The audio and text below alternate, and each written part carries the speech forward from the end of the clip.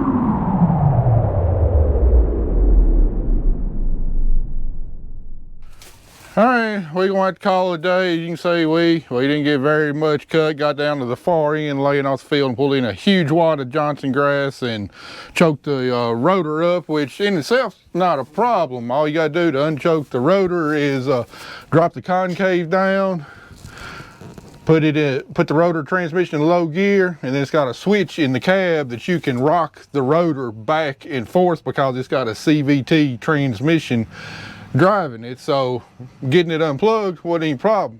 Problem was when I went to go raise my concaves back up, this arm right here with these levers is what raises and lowers the concave. It's got an electric motor over here, and to raise it up, this has got to pivot up. Well, you see all this straw right here is completely just jam-packed in there, and it's not letting this arm raise up. So I got to dig all of that crap out. Now, I've had this happen in soybeans before. I've seen the back half of the top of the rotor cage get plugged up, but I've not been able to figure out what causes it, and I've certainly never seen it happen in wheat. I mean, you got all this open area for this stuff. I know it gets kicked up there, but you got all this open area right here for it just to fall down. There's no reason for it to get packed up in there like that. If any of y'all out there watching got experience with flagship Case IH combines, if you know what causes that, I'd really appreciate if you let me know down in the comments below. I think moisture of the straw and stuff has something to do with it, but like I said, I've never seen it in wheat. This stuff's nice and slick, ought to fall right down. In order to get my concave closed, I got to dig all that crap out, and then after I get done with that, I get the joy of blowing this thing off. So I'm gonna be plumb filthy by the time we get done with this. Oh boy.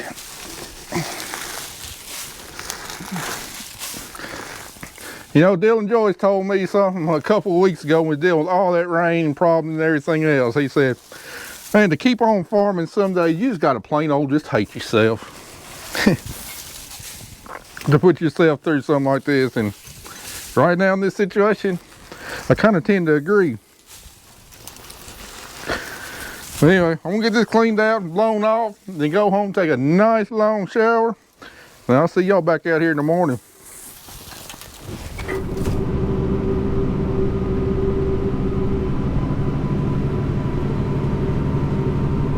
It's 9 o'clock. I am still 25, 10, 30. I am 44 acres behind still. But I don't know how much longer I got in me, so just gonna keep trying.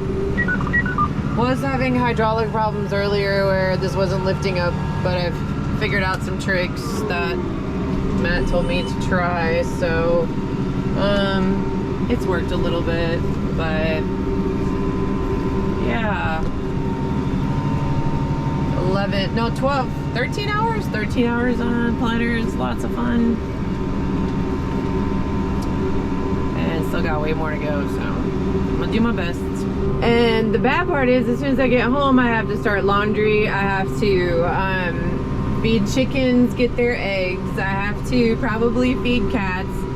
Our dog is still here. You can't see it, but this is my parents' house. He has been just out here all day.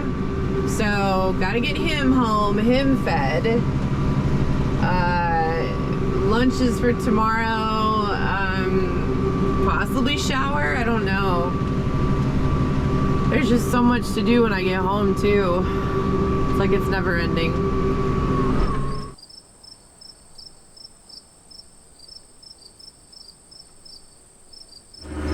Whew, let me crank this air down cause we're on the beginning stages of a heat wave.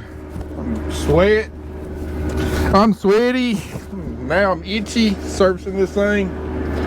We kind of get a late start this morning. Had a lot of things to do at the shop. Had a door on my shop, but the new door on my shop last year came off track, and had to get somebody out there to get it fixed. Had to get the planter serviced and loaded. Got Andy started spraying.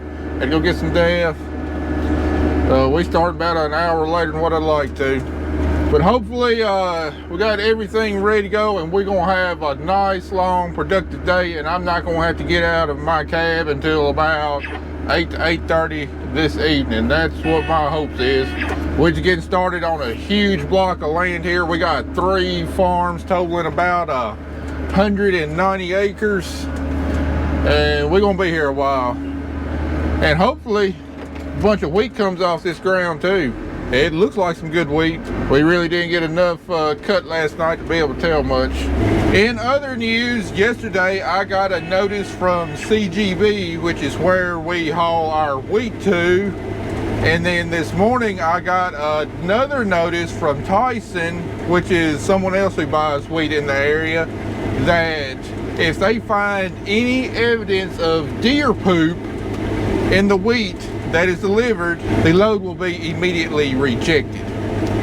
Now, I gotta say, we've been farming wheat 18 years, and that's the first time I've ever heard of that being an issue. We're talking about Deer poop? man. I mean, how silly is that, man? We're talking about Deer poop? Deer poop? We're talking about Deer poop? man. We're talking about Deer poop? And the only reason they would make that kind of announcement was if they had actually found deer poop in wheat that's been delivered. Now, I don't know how that's possible. I mean, now, deer will bed down in wheat. You know, we got babies out here and stuff. And I imagine they're using the bathroom out here in the wheat crop. But to be able to scoop a little bit of poop up in the header, get it through the combine, and then it show up in the sample probe at the granary, I have no idea how that's possible. To me, that's just the granaries taking one more step and basically telling us, we just really don't want your wheat this year. You know, they've already sent out schedules for dockage for damaged and low quality wheat, which they normally don't do unless you request.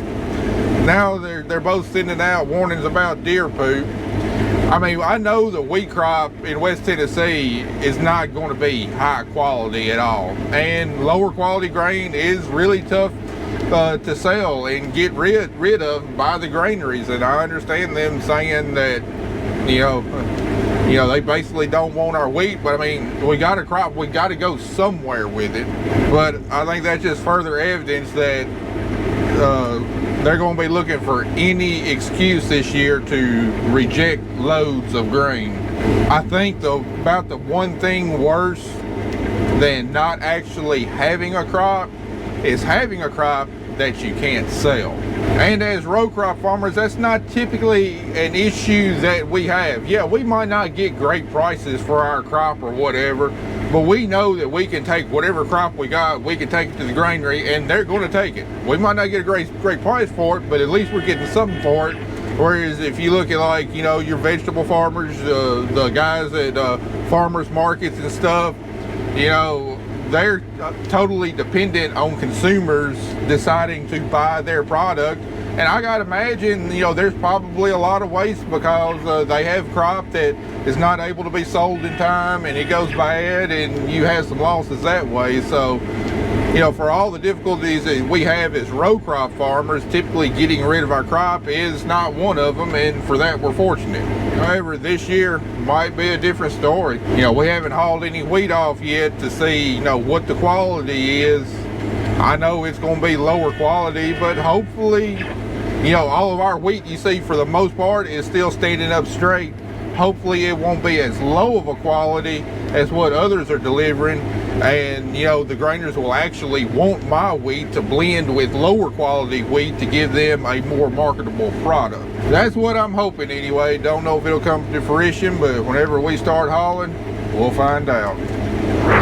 So I was having a good day. I got 34 acres done and came over to where the boys are. Now, number 19 does not want to plant at all, and it's flashing red at me. I've taken the hose off. I've done everything, so now I'm taking it to the expert who's over here because that's above my pay grade when it comes to electronics. Beautiful day.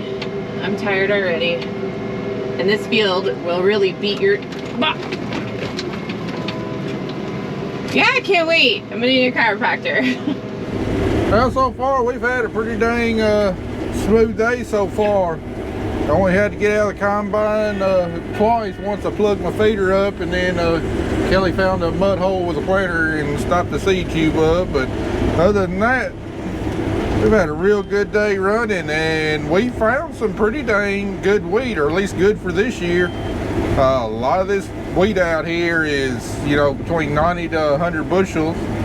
Overall, this farm probably will average somewhere between 80 and 90, but it's nice to finally get into some good wheat. I thought this was some of my best looking wheat all year long. Seemed like it was nice and thick, and it's proving it on the yield monitor. I've got my second favorite nephew out here with me today. Decided he won't come ride. I'm just kidding. I'm just pulling your leg. I don't play favorites. But you know, that younger generation I was talking about yesterday, he might be one of that younger generation. Don't know. You gonna farm when you grow up, Link? Yeah. What do you want your job to be during wheat harvest? Combine. You wanna drive the combine? Even though we've had a good day running, we really haven't covered a heck of a lot of ground over here on Pete's farm. This is a tough farm to cut. It's just multiple big hills is all it is. There's hardly a flat spot on this farm, and kind of rough, and with this big header and hills and stuff, you know, if I'm not careful, you know, we'll either get the header down into the ground and one end up out of the weed, or we'll go over a rise and the header will be clipping off heads or whatever. You know, it's just sitting here just constantly adjusting this header for the terrain. You know, we're doing good to be able to average around 4 miles an hour going down through here. But if that's what it takes to cut 80-90 bushel wheat this year, I'll do it all day, every day. I saw a big old cloud of dust across the other field over there. I believe my buddy Jordan has gotten moved over there, and he's cutting wheat also. And they stopped by the office this morning, and he happened to mention he had someone helping him haul his wheat. I believe Dion Wade might be in the area. Yeah, he said Dion was out there helping him haul wheat. So as far as I know, this is the first time Dion has been up in our neck of the woods. So of course it's always the one that's in the most difficult position. So the depth handle broke off, and now I have to replace it. So I have to take these off, and then you gotta take this bolt out. These slide out underneath there. You gotta be careful of this load sensor or load cell. And that's how it told me that it was broke. And then replace it with the parts that I have in the truck. Then put everything back together and hope I did it right. It's been a really long time since I've changed these. All right, you know when they say it's a poop show? It's been a poop show all day today with this tractor. The hydraulics overheated. Now my GPS went away, but now we found it. It went up into the cloud, or it deleted it. And now we're filling up again because I still have end rows to do in this whole field. And then I want to get caught up so that they're not moving without me. Well, the sun's about to hit that tree line. We ain't got much longer in the field. But overall, we've had a pretty dang good day. Kelly wound up having another breakdown on the planter. Another depth control handle broke. One of the problems we have with those Kinseys, for whatever reason, they like to break those depth control handles, especially on the front units, and they're kind of a pain in the butt to fish out and replace, but got her back up and going in no time. Now, by the time I get enough cut to get the truck loaded up, it's kind of what my goal is today. We will have done, about 82, 83 acres. We've had a heck of a day. If we'd been on nice, good, smooth, flat ground, we probably would have gotten this farm done. As it is, I mean, man, this been the best wheat by far all year long. It's doing fantastic. You know, it's doing 92 bushels right here in this spot. Oh, wait, we're about to hit triple digits. Yep, there we go. Over 100 right here in this spot. Good and thick. I think that just shows you what soil health will do for you, because up until I started working this farm, this is my fourth or fifth year, I think, this farm had been in pasture my entire life. So got good organic matter, even though it's hilly and it's a pain in the butt to farm. It's got some good soil on here, and it can grow the heck out of some wheat. But we're gonna cut about another combine load and a half, and then it'll be time for my favorite part of the day. Blow off the combine time. I brought my dust mask with me today. Hopefully I won't be as miserable tonight as I was last night when I got in.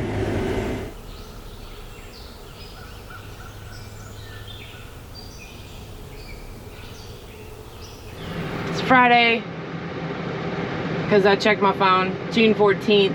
She's ready to go. Matt found that unit was broke.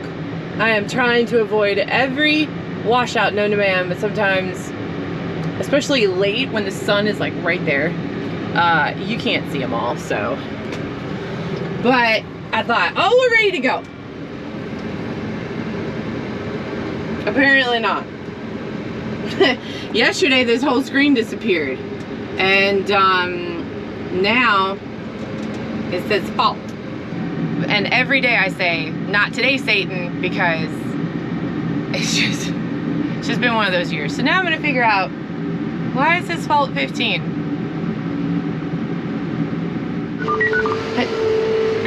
Can you shut up?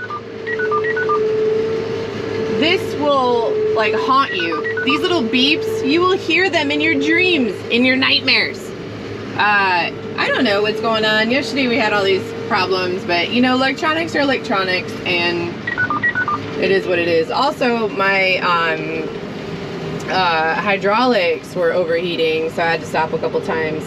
It is going to be 94 degrees today, and this weekend I think the heat index is supposed to be like 106. So I'm gonna try and get as much done today and tomorrow as possible. Sunday being Father's Day. Yeah, we're all gonna be out here, so. All right, here's to hoping and praying that this acts right. Well, so much for a good day. I got one pass around the pond and my load sensor went bad, so I don't even know if we have any more. He ordered them over a week and a half ago. I have not heard if they have shown up or not, so if I don't have one, I can't plant. So, yeah, just another day. All right, we're gonna try and pick up where we left off yesterday, but we've definitely got another concern that I didn't think we was gonna have. You know that problem I told you about yesterday about the granaries warning about deer poop in the sample? Well, apparently it's real. My neighbor Jordan over is cutting literally right across the road over here. he had 2 loads rejected yesterday because they said they found deer poop in the sample, and he sent me a picture of what they sent him of, you know, supposed contamination. For the life of me, I don't see how it's a problem.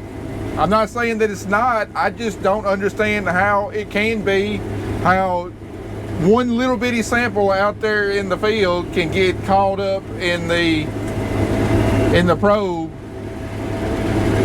to the extent of what they're saying. I just don't understand it. So anyway, we talked a good long while last night trying to figure out what to do going forward. And the first thing we're both going to do is we're going to set our top sieve a lot tighter than what it was, just to where hopefully it screens it out before it gets in the grain sample. And then I told him if he continues to have problems to you know, I've got a grain bin free, we can put it in there, try to lay down some screen on top of the dump pit, maybe screen it out, and then, you know, put it in the grain bin, you know, blending it with good wheat, you know, hopefully will, you know, make it to where it's not a problem.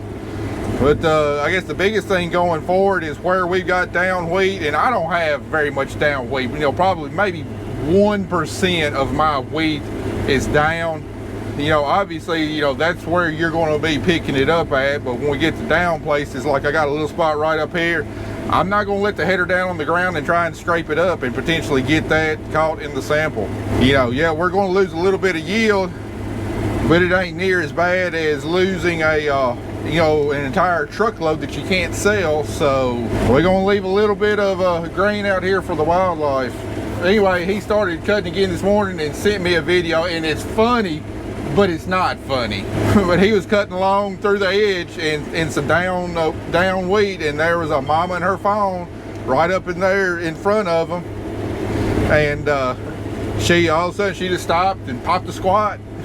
left him a little present right there in front of where he was cutting. And, you know, I'm not faulting the granaries in this. You know, by law, you know, there's certain standards, you know, farmers have to meet when delivering grain, and having, you know, contamination like that is, you know, it's a huge no-no, because, you know, this wheat is going to be directly for human consumption. You know, there's, you know, you don't want deer poop mixed in with the flour used to make your Krispy Kreme donuts. So, I mean, I get it, I understand it. It's just, in my wildest dreams, I never would have dreamed that this would be a problem. You know, I think it's called adulterated grain or whatever. Like if a field gets flooded when it's got mature grain out there, you know, legally you're not supposed to be able to harvest and sell that grain because of the potential contaminants in the grain. I know it happens, but, you know, you're not supposed to. And then at the granary, you know, they find you know, a sample of feces in the wheat. I mean, you know, by law, you know, they have to reject it. So anyway, I'm hoping, because, you know, all of our wheat is, you know, pretty much standing up. The only way you're going to pick up any you know, animal crap in your sample is if you're on the, you know, got your header on the ground scraping. So, you know, hopefully it won't be a problem for us. I'm not saying it won't, but I'm really hoping that it's not. But man, just leaving all that good grain right there in those spots, painful. But not as painful as having the expense of driving a loaded truck 50 miles to the granary and then having to drive it back another 50 miles with it still having wheat on there.